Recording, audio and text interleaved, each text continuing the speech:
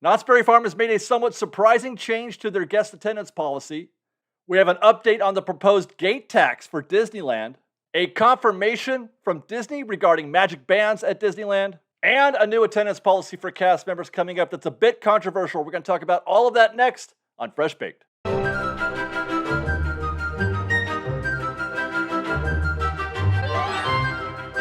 Hi guys, David here with Fresh Baked. I got some updates for you from around the Disneyland Resort, some interesting news stories. Actually, the first one is not Disneyland at all. We're going to be talking about Knott's Berry Farm. On Wednesday, in response to the fights that happened at the Knott's Berry Farm Park this past Saturday, Knott's Berry Farm announced a new chaperone policy for all guests under the age of 18. Right off the top, I have to say, I really hate the story. In fact, I had written a whole piece for this just about the fights that occurred on Saturday, what happened.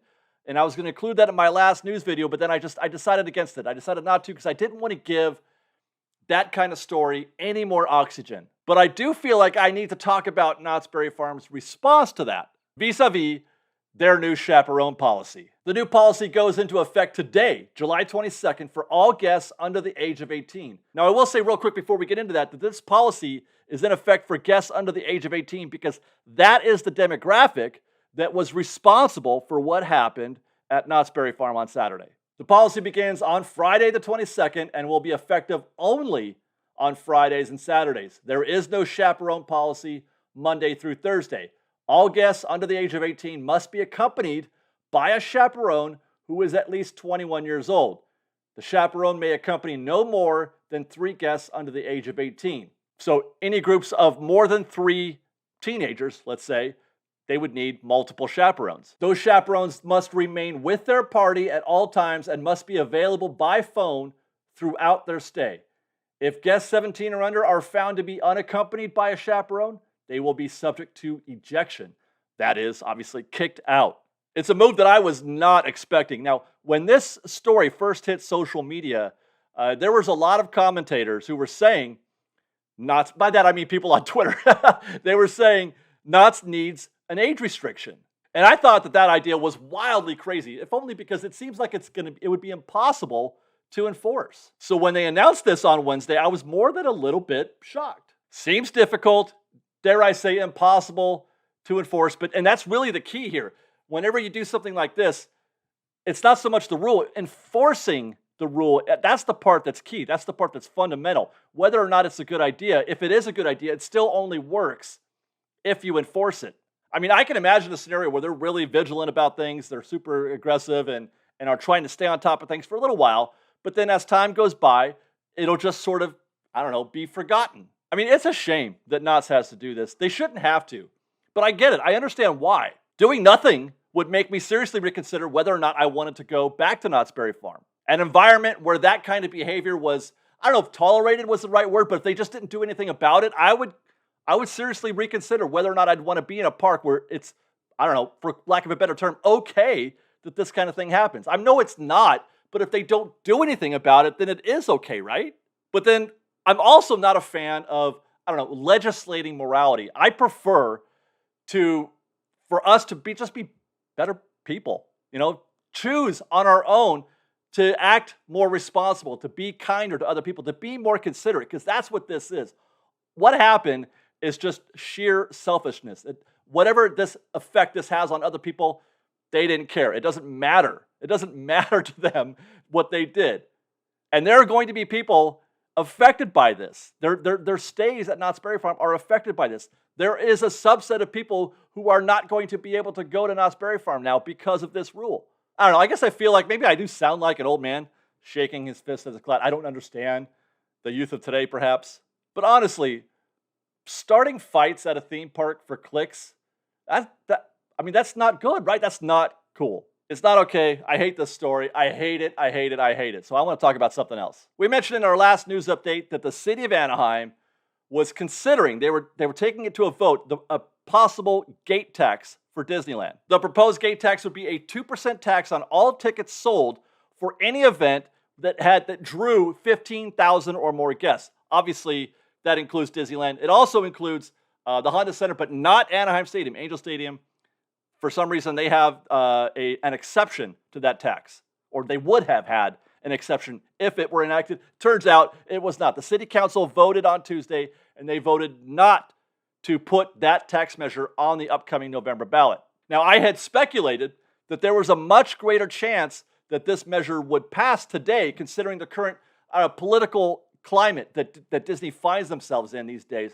I felt like it was a much more likely chance that it would happen today as opposed to in the past. But like I said, as it turns out, the city council voted against it. And I have to say, again, I am mildly surprised. I'm not sure if this is because the city council has a general distaste for new taxes in the city. That doesn't seem likely. Generally speaking, city governments like more taxes because it generates more revenue for them to spend money on.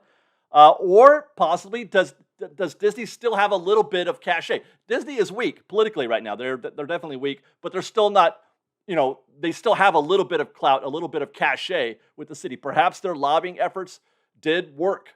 And suffice it to say, in spite of the whole mayoral office scandal that sort of kind of Disney got caught in that orbit a little bit, it's not unusual. It is not unusual for a big business like Disney to get into the politics of this situation. This happens in every city, every big business all across the country, all across the world. So it's not exactly like Disney's doing this thing. So I'm a little bit surprised that it didn't go through, or at least didn't get to the ballot. Whether or not Anaheim residents would have voted on it is another story. All right, next we got another little fun item. Yesterday, Disney announced on July 27th they were going to begin selling Magic Bands Plus at Walt Disney World. This is Walt Disney World only, July 27th. We've been hearing about Magic Bands Plus for a long time. Those of you who go to Walt Disney World are familiar with this process. Those of you who have only been to Disneyland probably have no idea what Magic Bands are or what they're capable of doing. That's a conversation for another day. But people were wondering, they've been asking, when are Magic Bands coming to Disney? Or Disneyland. Disney had referenced them. Back when Genie Plus first came on board, one of the first things they said after that was launched was, hey, look out for Magic Bands at Disneyland. One of the reasons why is that it makes the process, just a little taste of what they do. It makes the process of scanning into an attraction with your Lightning Lane. You don't need to fish through your phone to find your Lightning Lane pass and then have it scanned. You just go like that, and it scans your Magic Band, which you're wearing all the time. Anyway, that's the reason why they announced it back then. They're still not bringing it to Disneyland yet, but they did say in that announcement that Magic Bands would be arriving at Disneyland later this year, which is not too far away. It's already nearly August, which gives us just 4 months left in the year. So one could say Magic Bands are coming to Disneyland soon. Now, I know there are a lot of guests out there who are very excited, very eager for Magic Bands to come to Disneyland. I personally am not. I don't feel like we need them here, but I would like to hear from you guys. Let's hear that ratio. Do you want Magic Bands at Disneyland? Okay, next. A while back, we reported that Disney was going to change their attendance policy, their cast member attendance policy. The plan was to go away from their, infamous point system, something that we hear people talk about all the time, cast members talking about the attendance point system. They were going away from that into something that's more like a strike policy. Basically, you get warnings, 3 warnings, a verbal, a written, and then a final. And then on the 4th violation of the attendance policy, however you define that, you would likely be terminated. Now, without going into great detail, suffice it to say, the proposed changes have not been popular with any of the cast members that I've spoken with. None of them are okay with this. And that could be because where traditional attendance programs, which are similar to that, where they work in more traditional work environments, i.e. where work schedules are consistent. You work from 9 to 5 or 8 to 6 or whatever. You work Monday through Friday. Your schedule is very consistent. That kind of attendance policy works. But they do not work quite as well where schedules are wildly inconsistent and where a lot of your cast members are part-time. And by the way, part-time is how Disney wants it. They are the ones who are encouraging more part-time cast as opposed to full-time cast. Anyway, Disney proposed this new attendance policy to the unions a while back, allowed for a certain period of debate and negotiation. But it was thought then, when it was originally proposed, that there really wasn't a lot that the cast member unions could do about this, that Disney could just enforce their will on this. And it turns out there wasn't anything they could do. The policy has been formalized, more or less just as it was originally proposed, with a few minor changes. And it's going to go into effect on October 2nd. Now, that date is interesting because it coincides with the end of a state law regarding COVID attendance that ends on September 30th. Now, this is interesting because one of the issues that are brought up under this new policy is how it affects people who are having an extended illness, the kind of illness that would be the result of getting COVID. Per the state law, employers with more than 26 or more employees, obviously Disney, were required to give their employers or their employees 80 hours of paid COVID sick leave from January 1st to September 30th. So if you were out for an extended period of time, you were covered by this state law. That law ends on September 30th.